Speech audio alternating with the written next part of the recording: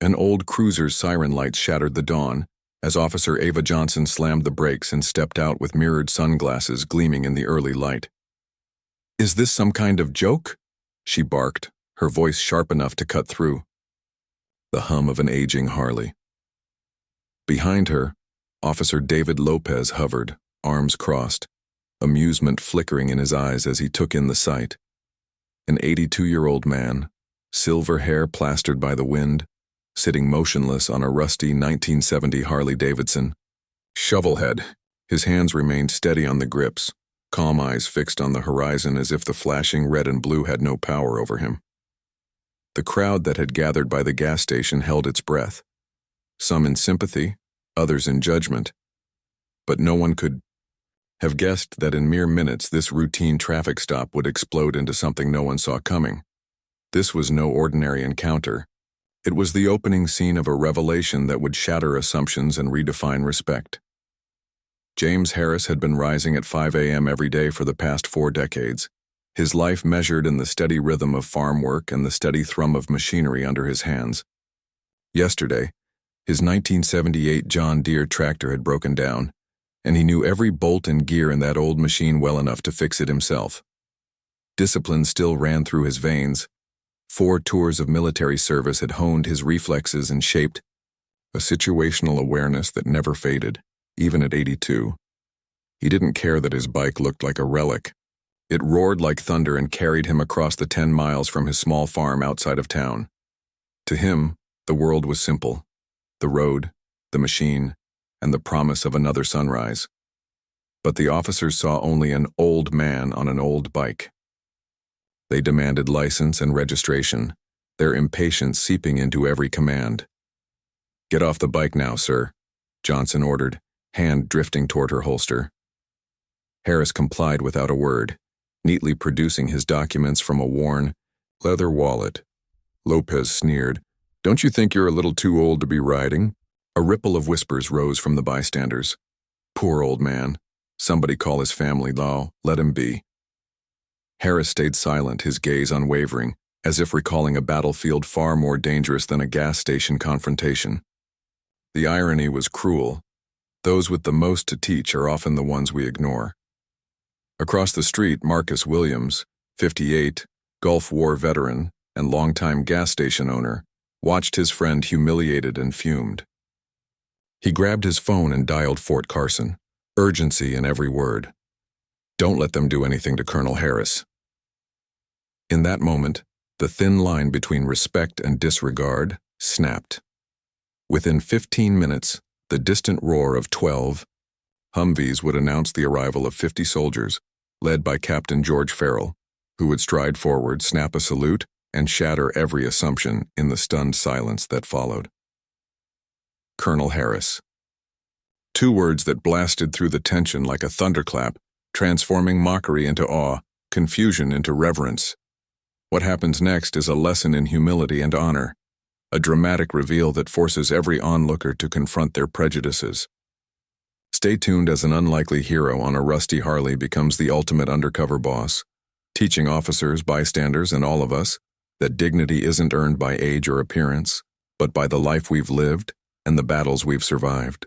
Officer Ava Johnson's cruiser screeched to a halt beside the dusty gas island, the morning light glinting off her mirrored aviators as she swung open the door with deliberate force.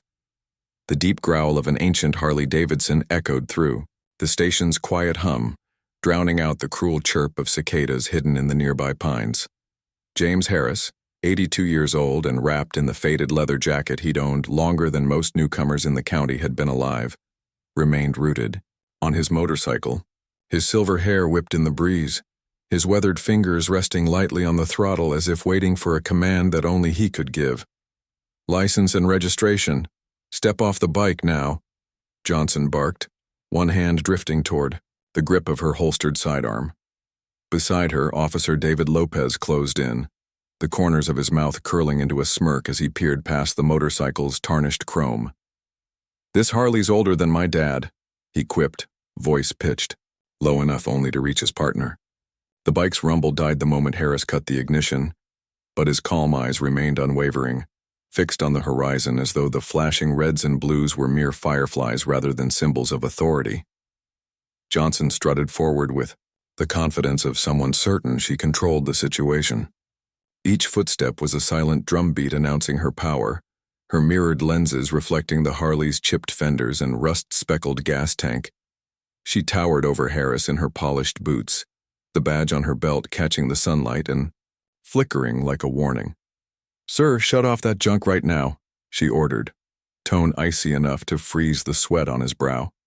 Lopez circled behind the bike, tossing a glance at the small crowd gathering by the convenience store's sliding doors.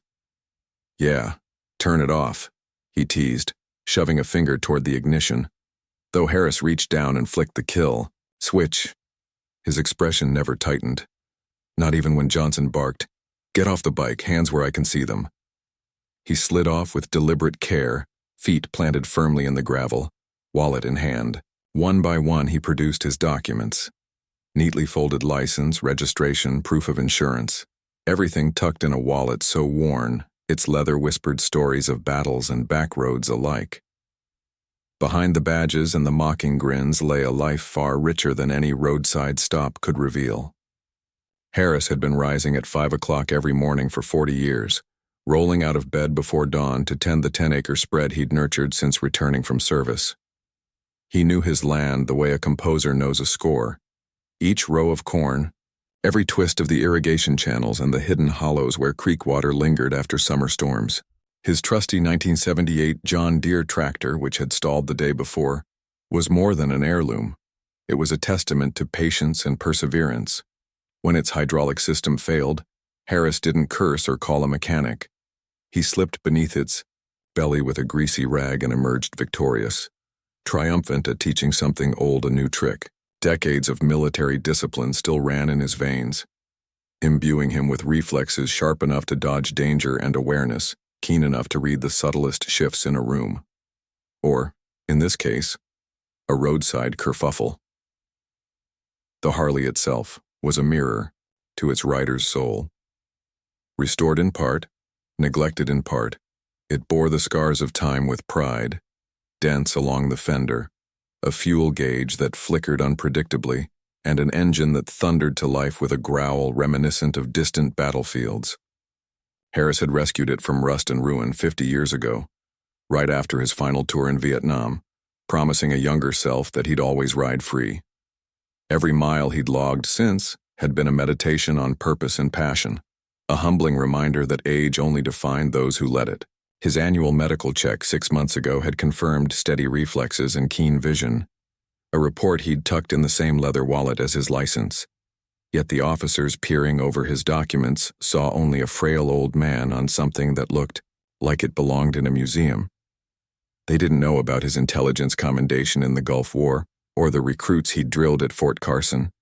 They didn't see the years etched into every line of his face or the quiet pride that came with a life spent teaching others to stand tall under fire.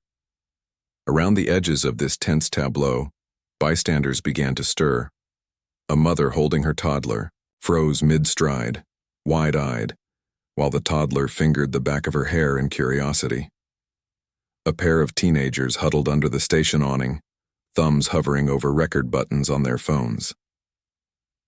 "Poor old man," someone muttered, tone a curious mix of pity and indignation. "Let him be." Another voice snapped back as a retired schoolteacher peeled off her sunglasses to rub at her eyes. An impatient driver revved his engine, grimacing at the delay, while a cyclist leaned against his helmet, arms crossed, watching. The showdown with a frown. The crowd's energy pulsed between empathy and amusement, judgment and solidarity, shifting like shadows under a noon sun. Comments drifted through the air. "Call his family. He might not know what's happening." "This is ridiculous. He's doing nothing wrong." Each whisper built on the last, a fractal of human emotion that wrestled for dominance under the gas station's flickering neon sign. Through it all, Harris remained stoically silent, his lips pressed into a thin line that suggested both patience and pain. He closed his eyes for a moment, drawing in a steady breath, and imagined the roar of artillery replaced by the smoother hum of his Harley's engine. He recalled the crackle of radio chatter at a 400 hours, The smell of cordite and canvas, the precise cadence of drill sergeants barking orders. This was a different battlefield, but the rules felt uncannily familiar. Assumption versus truth, appearance versus essence. Officer Johnson's voice rose again, demanding a medical evaluation, her tone laced with exasperation at his continued quiet. Lopez leaned in to offer his own verdict. He probably can't hear us. Let's just write him up and move on. But no ticket had ever felt more hollow, no assumptions more dangerous. The world held its breath, waiting for a rupture that none could foresee. In that charged silence, beneath the weight of flashing lights and ticking judgments, James Harris stood as an unmovable pillar, an old man who carried more in his silence than many could ever voice. Marcus Williams couldn't stand idly by as he watched his old friend suffer humiliation under the glare of police lights. At 58, Marcus carried the quiet pride of a Gulf War veteran who'd seen far scarier scenes than a roadside stop.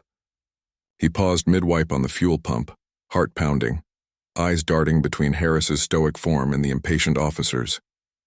In that split second, he made a decision.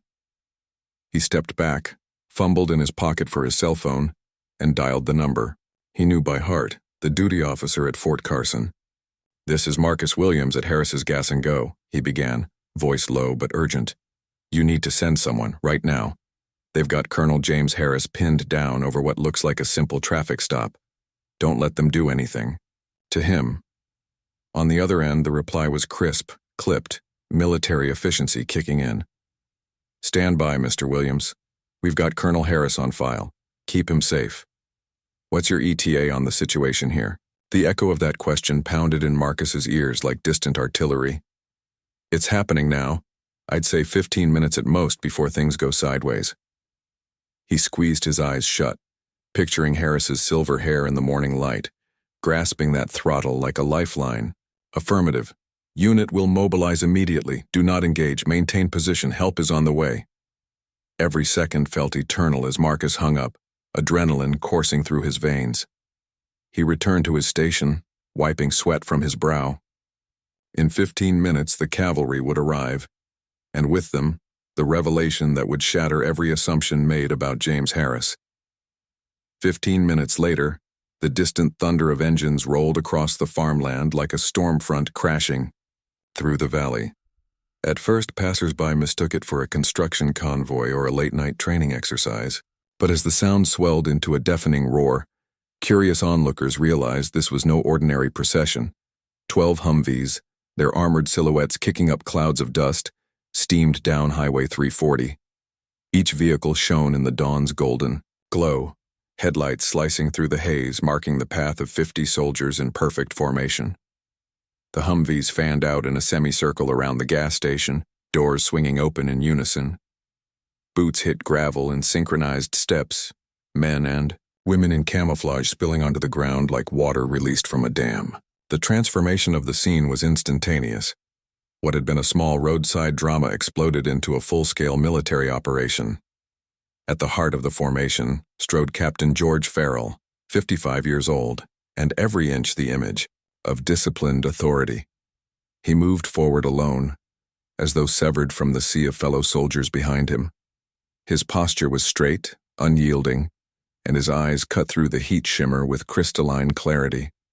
No salutes, no shouted orders, just purposeful strides that carried him 3 meters from Harris and the stunned officers. Then, with the precision of a drill sergeant, he snapped his hand to his forehead in a perfect salute. The word he spoke after straightening sent a shockwave through the assembled group. "Colonel Harris." 2 words detonated the tension, turning mockery into awe in the space of a heartbeat. Officer Johnson and Lopez froze, eyes wide as they instinctively reached for their radios and sidearms. Johnson's voice caught in her throat. "We were informed there was a misunderstanding here," she stammered, trying to reclaim control. But Farrell's gaze pinned her like a spotlight. He tilted his chin slightly and spoke in a calm, authoritative tone that brooked no interruption. "Who dared to stop Colonel Harris?" In that instant, every onlooker, bystanders, motorists, smartphone cameras, shifted their focus. Where they had seen an elderly man, They now saw a decorated officer whose very presence demanded respect. The glint of medals on Farrell's chest and the silent strength of the soldiers behind him formed an indisputable display of loyalty and honor. The transformation in the crowd was electric. Smartphones clicked from mockery to reverence. Casual bystanders straightened their posture as though in a chapel. Farrell stepped forward, arms sweeping out as though conducting a symphony of truth. Colonel Harris served 3 tours in Vietnam, intelligence operations in the Gulf and Afghanistan. He personally trained hundreds of U.S. Army officers, including myself. He holds 2 Bronze Stars, 2 Purple Hearts with 4 oak leaf clusters, and a Distinguished Service Cross. Colonel Harris is a living legend in our armed forces. Each detail landed like a blow to the gut of judgment. The medals, the tours, the training all painted a portrait of valor far removed from the image of a frail old man on a chipped-up Harley. Face flushed with embarrassment, Officer Lopez opened his mouth to speak, but the words faltered. "We were just doing our job," he mumbled, eyes flicking nervously between Farrell and Harris. Farrell's gaze sliced through the excuse. "Your job is to protect and serve, not to humiliate those who've already sacrificed everything for this country." The soldiers stepped forward in unison, boots clicking like a metronome of solidarity. Civilian witnesses lowered their phones, some placing hands over their hearts as the moral of the moment crystallized. Never judge by appearance. Silence reigned for a heartbeat. Then Johnson swallowed hard and stepped forward. Her voice was small, almost shaky with contrition. "Colonel Harris, I'm sorry, I didn't know." Farrell nodded once, a gesture that passed both judgment and forgiveness. "Officer Johnson, let me offer you one piece of advice," he said, his tone softening but no less firm. "Never judge someone by their looks. You have no idea what battles they've fought or the scars they carry." The lesson hung in the air, heavy as the morning sun climbing above the gas pumps. As Farrell turned and gave a brief nod, the soldiers fell back into formation behind him, their silhouettes receding into the haze, leaving behind a tableau charged with newfound respect. In the aftermath, the moral lesson echoed long after engines faded. Bystanders whispered to each other, replaying Farrell's words like sacred text. Some wiped tears, sympathy replaced by admiration. Others simply stood in awe, re-evaluating every snap judgment they'd ever made. The thrum of life resumed around the gas station, but the air felt different, charged with the reminder that true worth lies beneath the surface. As Colonel Harris swung a leg over his shovel-head Harley once more, the soldiers parted to form a corridor of honor, boots aligned like sentinels on either side. Harris revved the engine, its thunderous roar now a triumphant anthem rather than a curiosity. He rode away slowly, soldiers saluting on either side, the crowd's applause rising in a swell that matched the beat of his heart. That morning's encounter had shifted something fundamental in everyone present, from officers to civilians. In the space of minutes, an aged rider and his dusty Harley evolved into an undercover boss figure, revealing that dignity and valor often masquerade as humble, unassuming facades. The cavalry had arrived, but the true charge was not of weapons or force. It was a surge of empathy, respect, and the simple but profound lesson: never judge by appearance. The aftermath of that explosive morning spread far beyond the dusty pavement of Harris's Gas and Go. Within the hour, Sheriff Marcus Smith, 52 years old with 15 years at the helm of the county's law enforcement, received the call he'd long anticipated but never wanted. His phone buzzed insistently. It was Captain George Farrell from Fort Carson. "Sheriff." Farrell's voice was calm, yet carried the unmistakable weight of the U.S. Army. "I've spoken with Officers Johnson and Lopez. They deeply regret their actions, and Colonel Harris desires no retribution." A pause hung between them, heavy with unspoken implications. "That may be, Captain," Smith replied cautiously, "but this incident cannot be swept under the rug." Farrell agreed. "We're not seeking legal action. What we need is systemic change. Our veterans deserve respect, especially from those sworn to protect and serve." In the following days, Sheriff Smith convened an emergency meeting at the municipal precinct. Uniformed officers packed the briefing room, badges glinting under fluorescent lights. At the front, Smith outlined a new protocol forged in partnership with Fort Carson. Every member of the local force would attend a week-long immersion at the base, learning firsthand about military discipline, chain of command, and the sacrifices soldiers make.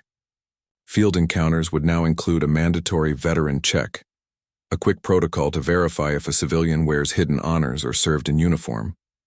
The policy was radical for a small-town sheriff's office, but Smith's voice left no room for dissent.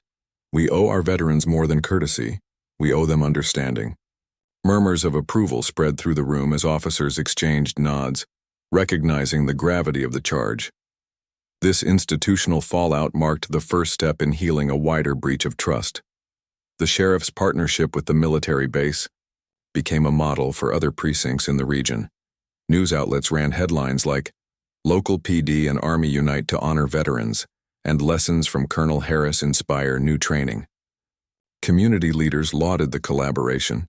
City Council passed a resolution designating a Veterans Appreciation Week, and schools invited Colonel Harris to speak to students about service and dignity.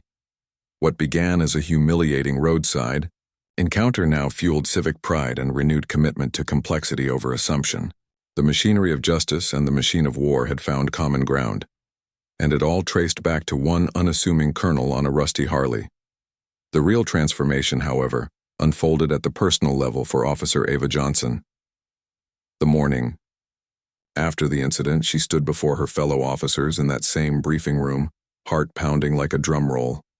Eyes were on her, some sympathetic, others critical, as she approached the podium. Clearing her throat, she began with the words that would define her career. "Last week I made a mistake. I saw an old man on an old bike and assumed the worst. I humiliated someone who deserved our deepest respect." Her voice wavered, raw with regret, but she pressed on, owning every misstep. "I let procedure override compassion, and for that I'm profoundly sorry." Cameras rolling, she pledged to listen before judging, to ask before assuming, and to honor every individual story. Her apology was met with respectful silence, then a smattering of applause, gentle but genuine. In that moment, Johnson began shedding the armor of arrogance she'd worn since day one on the force. Days later, Johnson found herself alone in the driver's seat of her patrol car, heading down Highway 340 toward Harris's farm. The road stretched out like a challenge, the morning sun glinting on dew-laden fields. Her heartbeat hammered against her ribs as she rehearsed her words, uncertain what she'd say beyond a simple, "I'm sorry." She thought back to every veteran she'd met during training at Fort Carson, silent warriors who bore scars not visible to the eye, men and women who carried trauma alongside medals. She pressed the accelerator a little harder, the engine's hum steadying her nerves. By the time the farmhouse came into view, a white wooden structure with a wide porch and a garden bursting with marigolds, Johnson felt a quiet resolve settling in her chest. She parked and sat for a moment, gathering the courage to face the man who had taught her the value of humility. Under the shade of a sprawling oak, Johnson approached the porch where Colonel Harris stood bent over a tractor's engine compartment. He paused at the sound of her footsteps, wiping grease from his hands with an oil-stained rag. His face registered surprise more than anger as he straightened and offered a nod. "Officer Johnson?"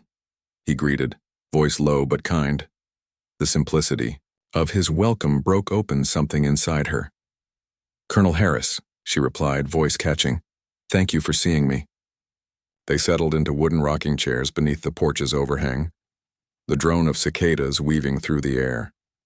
Harris fetched a pot of freshly brewed coffee from inside and poured 2 ceramic mugs, the steam curling between them like tendrils of old memories. Johnson clasped her mug, ready to speak, but Harris's gentle gaze invited her to take her time. Finally, she exhaled and began. "I wanted to understand why I acted the way I did, why I judged you so harshly." She paused, eyes on the swirling coffee. "In Fort Carson, I learned about the battles you fought, the soldiers you trained, the medals you earned. But more than that, I learned about dignity. That respect isn't something you command. It's something you earn by how you treat others. Harris listened without interrupting, then offered his own question. Why become a police officer? Johnson blinked, caught off guard. I wanted to help people, to make a difference. Her voice wavered with sincerity. But I forgot to listen first. She met his eyes. I'm sorry. A soft smile curved on Harris's lips, a gesture both forgiving and mentoring. He shifted in his chair, pointing to the garden where marigold petals drifted in the breeze. These flowers don't bloom because someone dressed them up, he said. They grow because you tend them day after day, through weather fair and foul. Respect is the same. He leaned back, letting the weight of his words settle between them. I ride this bike because it reminds me of what I've lived through and what I've yet to do. You're here now. That's the first step. In that quiet moment, the gulf between them closed. The morning's humiliation washed away in the shared warmth of coffee and conversation. Johnson realized that true healing comes not from policies or protocols alone, but from personal accountability and human connection. She stayed another hour, listening as Harris recounted stories of his farm, his family, and the quiet victories that shaped his life. When she finally stood to leave, he shook her hand firmly, a silent benediction that carried more weight than any military salute. As she drove away, Johnson looked back at the rocking chairs, the tractor, and the garden in gentle bloom. She felt a renewed sense of purpose, both as an officer and as a citizen. The road ahead, she knew, would be paved with challenges and judgments yet to confront. But armed with empathy, humility, and the lessons learned on that fateful morning, she was ready to ride toward them. This chapter of Colonel Harris's story may have found its resolution, but the road never truly ends. In the next installment, we'll journey deeper into the lessons forged at Fort Carson, where local officers and active duty soldiers walked side by side, bridging worlds and forging new bonds. We'll revisit the precinct to see how a community adapts when its leaders choose compassion over convention, and we'll discover that sometimes the most profound healing begins with a single act of understanding. Stay tuned for the next chapter in this unfolding saga of respect, redemption, and the steadfast power of the human spirit. By now we've witnessed a journey that began with sneers and assumptions, Officer Johnson's mocking glare, Lopez's jibes about a harmless old man on a rusted Harley, and ended in a thunderous revelation that stopped everyone in their tracks. In the space of a few heartbeats, James Harris went from being dismissed to being honored as Colonel Harris, a decorated veteran whose calm strength and decades of service reshaped every onlooker's perspective. This transformation rippled outward, prompting policy changes at the sheriff's office, new training programs at Fort Carson, and a personal metamorphosis for Johnson herself. In that electric moment when 50 Humvees roared into view, a universal truth was laid bare. Behind every face is a story, often untold. We judge in seconds what takes a lifetime to understand, and sometimes the most extraordinary leaders ride in on the most unassuming vehicles. Now it's your turn. Have you ever misjudged someone by their appearance or underestimated their capacity? Maybe you passed judgment on a neighbor, a coworker, or even a relative, never realizing the battles they'd fought or the sacrifices they'd made. Share your story in the comments below. Let's spark a conversation about empathy, respect, and the hidden heroes among us. If this tale moved you, hit that like button, share it with friends who need their assumptions challenged, and subscribe for more stories where the boss hides in plain sight, waiting to teach us all a lesson in humility. But the road doesn't end here.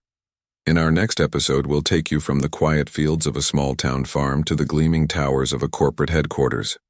An executive will go undercover on their own factory floor, facing challenges they never imagined and revealing truths that will upend everything the public thought they knew. Expect the same high-stakes tension, the same heart-pounding reveal, and a lesson that cuts straight to the core. True leadership is not about titles, but about how you listen, learn, and lift others up from the shadows into the spotlight. Stay tuned, Because sometimes the person who needs to teach the hardest lesson is the one you least expect.